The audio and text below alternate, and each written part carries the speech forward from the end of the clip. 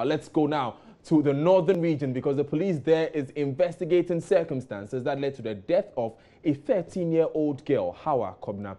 According to the police, on Tuesday, August 15 at 8 p.m., the deceased was on her way to her father's house at Namasim when the suspect, an ex-convict, attacked and inflicted machete wounds on her a few meters to her father's house, leading to her death.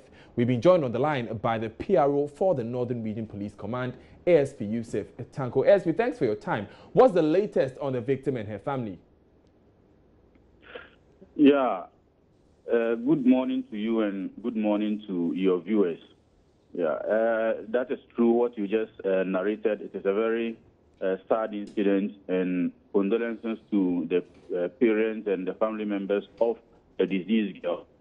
What we can add is that, unfortunately, the suspect, who has been identified as Halidu Bukari, an ex-convict, was caught by some unidentified persons, and they beat him to death.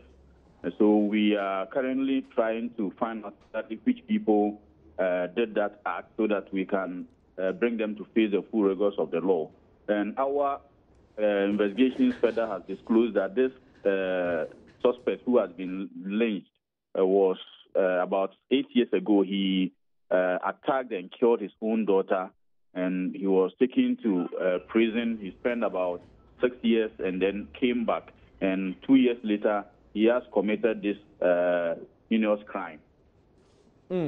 So at the moment, what's the status of the family of Hawa? Yeah, surely they are very devastated. What we understand is that she lived with her uncle, but she has been going to her mother's place and have some meals in the evening and then come to sleep at the uncle's end. And it was on her way from the mother's end when this man who lives in the same vicinity with them attacked her and killed her. And the family, surely, they are distraught. Now, was this man in the right mental state? Do we know that? What would motivate him to see a 13-year-old and kill her? Yeah, it is very difficult for us to determine whether he was mentally deranged or he was a normal person. You know, when somebody commits an offense and it comes out that he has a mental difficulty or has a mental problem, he is not taken through the normal court processes and then convicted. But he goes through that special verdict.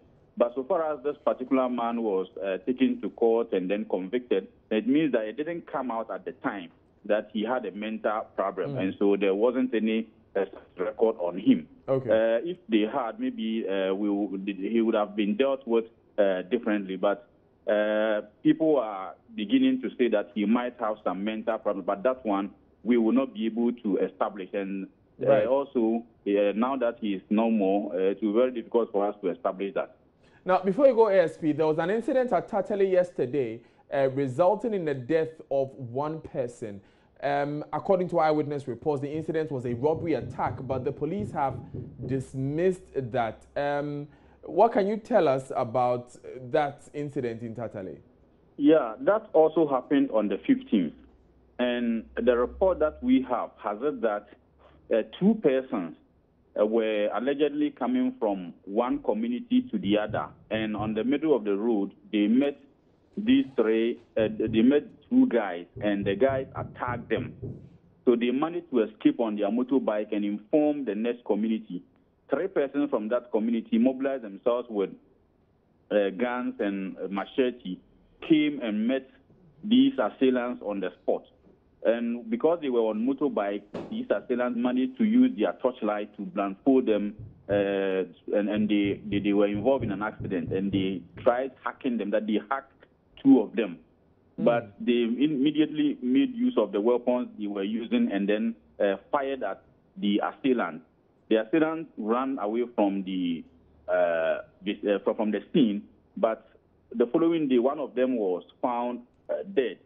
So we are unable to establish whether it was a robbery attempt or they had a problem and they decided to ambush them. We are not able to establish that. And what has even made the investigations difficult is that the two persons who were said to have initially been attacked, they've not come to the station to report, and we've not been able to identify them in spite of the effort that we've been making. But we are sure with the pieces of intelligence that we are picking, we will surely get to them for them to assist in investigations.